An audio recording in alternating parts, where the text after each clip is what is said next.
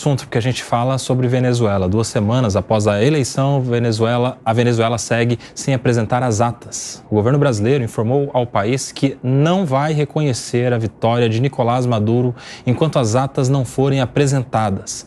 Os últimos dias foram marcados por uma série de prisões de opositores. A líder da oposição, Maria Corina Machado, segue escondida em meio às promessas de perseguição por parte do governo venezuelano. Para quem nos acompanha por imagem, está vendo exatamente a Maria Corina Machado, que é líder da oposição, e apesar de ser a grande líder, não era ela a quem tinha o seu nome na urna, era exatamente o que estava ao seu lado ali, o Edmundo Gonzalez, que segundo a oposição é quem venceu as eleições, diferentemente do que alega o CNE, que é a espécie de justiça eleitoral venezuelana. A situação continua crítica por lá. Guilherme Mendes, eu quero a sua avaliação. Muitas prisões, perseguição, sequestro dos opositores e as atas continuam não sendo apresentadas. Kobayashi, certamente a situação piorou muito nos últimos dias, não é? De fato, houve um recrudescimento. A oposição vem sendo perseguida de forma sistemática.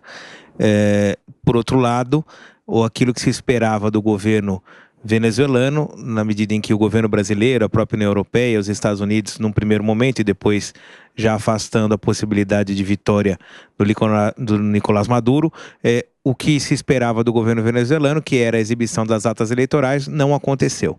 E provavelmente não vai acontecer, sendo que perante a opinião pública, ainda que qualquer tipo de documento seja exibido, a caracterização da fraude já está feita. Qualquer que seja o documento exibido neste momento não vai ter o poder de convencer a opinião pública e também os demais países de que a eleição ali transcorreu de uma forma natural. É muito triste a situação, de fato, eu se fosse Edmundo Gonzalez e Maria Corina não saberia o que fazer, se a melhor opção é permanecer e tentar de alguma maneira mobilizar a população contra o governo agora assim ditatorial, o que poderia ter efeitos muito trágicos para a população, já que as Forças Armadas estão ainda alinhadas ao ditador Maduro, ou por outro lado, se exilarem e tentarem ajudar a população de fora por meio do apoio de órgãos e de países, não tratando a questão ali propriamente de um viés interno, que eu acho que internamente dificilmente a gente vai ter algum tipo de mudança no cenário, já que sem armas não há como se depor Nicolás Maduro, não é? Meu querido Bruno Pinheiro, você que sabe tudo do bastidor lá em Brasília, tem apuração e informações ali de sua apuração, o governo brasileiro, pelo que consta, não reconhecerá a vitória de Nicolás Maduro se essas atas não forem entregues. E o que você tem de detalhe? Real, que eu conversava agora com alguns nomes do Congresso Nacional, e são 2 situações. Já foi aprovado um requerimento no Senado Federal, na Comissão de Assuntos Exteriores, de Relações Exteriores, e a oitiva do ministro Vieira, aconteça na quinta-feira da semana que vem, no dia 15. Mas eu recebi uma informação agora que existe então a expectativa do ministro, que seria ou será ouvido na quinta-feira, viajar para a Venezuela na quarta-feira. Então ele indo na quarta-feira, na quinta, uma sessão esvaziada, ele não vai comparecer. Então, a ideia é justamente o quê? Ir à Venezuela na quarta-feira, conversar com representantes, com nomes ali, e novamente não se reunir com a líder da oposição, porque os aliados de Nicolás Maduro não aceitam uma reunião justamente conversando com a líder da oposição. Inicialmente, a ideia de representantes do Itamaraty é que essas conversas aconteçam tanto com Edmundo quanto com Nicolás Maduro, que façam os questionamentos individualmente e que ouçam essa resposta e que um leve essa resposta ao outro. Então a gente tem uma expectativa na quarta-feira da viagem do ministro, do chanceler à Venezuela, e na quinta-feira o Senado fica esperando a visita dele. O Senado ainda não recebeu nenhuma informação se ele vai ou se ele não vai nesta Comissão de Assuntos Exteriores na quinta-feira, dia 15, viu, Koba? Como é bom ter um repórter esse quilate aqui no nosso Tá Na Roda. Vem todo domingo, Bruno, que daí você traz essas informações.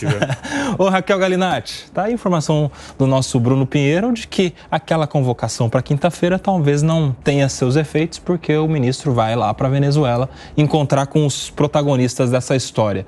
E aí, o que pode sair destas conversas, tanto com o Nicolás Maduro quanto com o Edmundo González?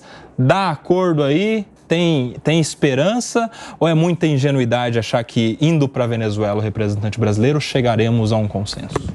Nitidamente, Nicolás Maduro ele não quer nenhuma conversa a não ser o reconhecimento à força da sua fraudulenta eleição. Nesse sentido, a gente sabe que países, eles dotam de soberania, por mais que tenham pressões externas e que já estão ocorrendo, não haverá nenhuma medida pontual vinculativa. Então a gente sabe que é necessário sim que o Nicolás Maduro ele tenha um amadurecimento que já está demonstrando que não tem, porque a gente tem mais de 2.200 pessoas que já foram presas, mais de 24 pessoas mortas desde que encerraram as eleições. Aliás, desses presos, mulheres, menores, inclusive em prisões que ele colocou e criou de segurança máxima, especificamente em relação àqueles que se indignam, que contrariam a ditadura imposta, as eleições fraudulentas e criminosas ali, simplesmente para perpetrar o seu mandato, que eu estava até comentando no outro programa, Linha de Frente, me causa realmente uma convicção de que, infelizmente, quando a gente fala de narco-estado, e o narco-estado são aqueles que temos agentes públicos emaranhados e camuflados como instituição de Estado, e ali a Venezuela, a gente tem vários dados concretos, não só do seu vice-presidente já preso por ligações em facções criminosas, em tráfico de drogas.